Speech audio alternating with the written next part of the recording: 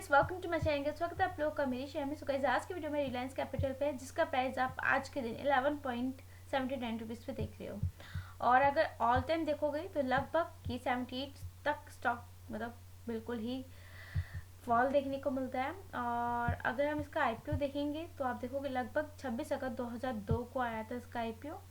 And यहाँ से अगर मैं इस पॉइंट से भी देखूँ ना गाइस, फिलहाल तो अगर 5 साल भी देखोगे तो लगभग इसमें बहुत वॉलिटिलिटी देखने को मिलती है और बस मात्र 4% तक की तेजी देखने को मिलती है। 3 साल में देखोगे तो 15% गिरा है, 1 साल में 2%। मतलब स्टॉक एकदम से भागा ऐसा नहीं है, एकदम से भागा लगभग आप कह लीजिए 27%। फिर यहाँ पे वही प्रॉफिट बुकिंग आ गई कम से कम 18% तक की, 20% तक के आसपास तक की। 6 महीने में कोई भी इसमें अभी देखो ग्राफ्ट अवेलेबल ही नहीं है। इसमें लगभग आपको 1 साल तक का ये देखने को मिल रहा होगा और इसमें अभी कोई ट्रेडिंग हो ही नहीं रही है फिलहाल। इसका प्राइस कितना देखने को मिला है? 11.79 रुपीज़ का। इससे रिलेटेड बहुत सारी खबरें निकल कर आ रही हैं। अगर मैं आपको स्क्रॉल डाउन करके दिखाऊं तो आप चेकआउट करके चल सकते हो। लेकिन वहीं एक सबसे बड़ी खबर जो निकल कर आई है वो रिलायंस कैपिटल एक्विजिशन से रिलेटेड है। गाइस, आपको बताया ये अनिल अंबानी की कंपनी है एंड इसको लेकर सामने जो खबर आई है वो बहुत बड़ी खबर है, क्योंकि जो इनसाइन इंटरनेशनल हाउसिंग लिमिटेड है उसने एक बयान में कहा कि वह कर्ज में डूबी रिलायंस कैपिटल के अधिग्रहण को जनवरी 2025 तक पूरा करने की प्लानिंग कर रहे हैं। आईआईएचएल के चेयरमैन अशोक पी हिंदुजा ने बताया कि कंपनी का टारगेट कि अगले 5 सालों में रिलायंस कैपिटल की banking, finance services, insurance business को 3 गुना से भी अधिक बढ़ाकर 50 अरब डॉलर तक पहुंचा देने का है। अशोक हिंदुजा ने कहा कि रिलायंस कैपिटल के समाधान प्रक्रिया से संबंधित ज्यादातर अप्रूवल और प्रक्रिया पूरी हो चुकी हैं। हालांकि कुछ प्रक्रियाएं हैं जो कमिटी ऑफ क्रेडिट्स के अंतर्गत आने वाली हैं, अभी बाकी है थोड़ा बहुत। एंड उन्होंने एक होप जताई है कि ये सभी प्रक्रियाएं जो ये सब चीजें हैं अगले 4 से लेकर 6 वीक तक की पूरी हो जाएंगी। एंड रिलायंस कैपिटल का जो एक्विजिशन जनवरी की आखिरी तक हिंदुजा ग्रुप के तहत हो जाएगा। लिटिल बिट सा हमें ये खबर देखने को मिल रही है इसके अंदर। हिंदुजा ग्रुप ने कहा कि रिलायंस कैपिटल के अधिग्रहण के बाद कंपनी का टारगेट लगभग 2030 तक कंपनी की वैल्यूएशन को 15 अरब डॉलर से बढ़ाकर 50 अरब डॉलर तक करने का है। सितंबर 2024 तक आरसीएपी की वैल्यूएशन 15 अरब डॉलर है। उन्होंने ये भी बताया कि जैसे ही रिलायंस कैपिटल के शेयरों का डीलिस्टिंग प्रोसेस पूरा होगा, इसका पैसा कंपनी के कर्जदारों को भुगतान किया जाएगा। एंड डीलिस्टिंग प्रक्रिया आमतौर पर 4 से लेकर 6 सप्ताह तक पूरी हो जाएगी।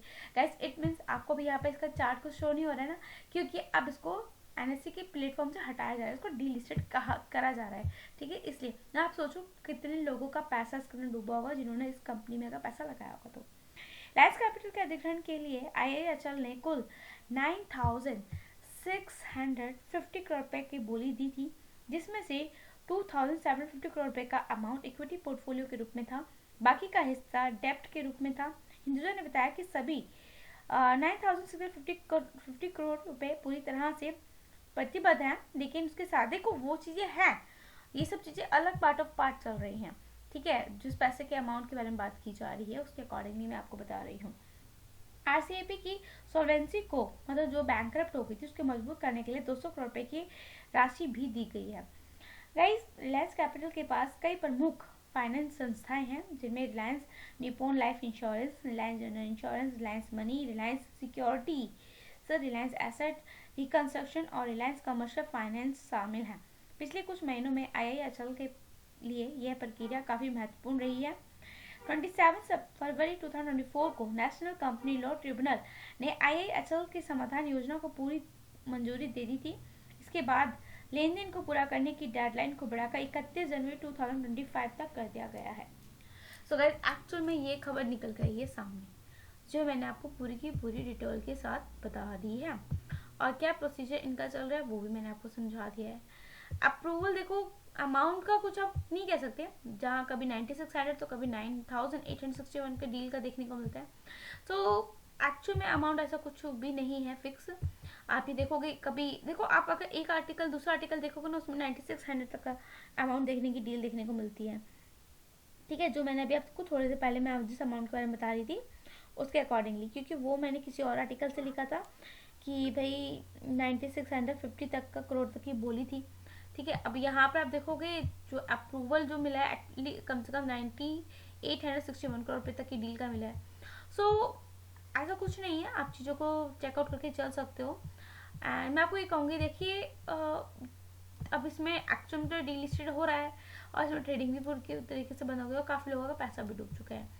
लेकिन कभी भी गाइज ऐसी कंपनी से पैसा लगाने से पहले आपको हमेशा उसके फंडामेंटल्स, उसके बहुत 5 साल 10 साल तक का फंडामेंटल चेक करना चाहिए, चार्ट चेक करना चाहिए, तभी इन्वेस्ट करना चेक करके चलना चाहिए।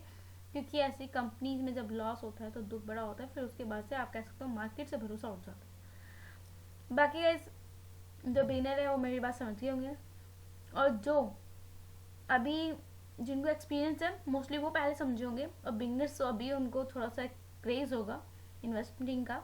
बट गाइस मैं आपको बस यही सलाह दूंगी, इन्वेस्टिंग करना फाइनेंशियल एडवाइज़र की निगरानी में ही बेटर रहता है, या आपको उसको फुल नॉलेज होनी चाहिए, ठीक है। बाकी इसको रिकमेंडेशन ये स्टडी पर्पज से वीडियो थी, स्टडी करो, चेक करो, देन तभी इन्वेस्ट करके चलेगा। चैनल पर नहीं हो तो लाइक एंड सब्सक्राइब मत लाइक एंड सब्सक्राइब करिएगा। एंड सॉरी, इस कंपनी में इन्वेस्ट तो अब हो ही नहीं सकता, बट हाँ फिर भी लेटेस्ट अपडेट मैंने आप लोगों के साथ शेयर कर दी है।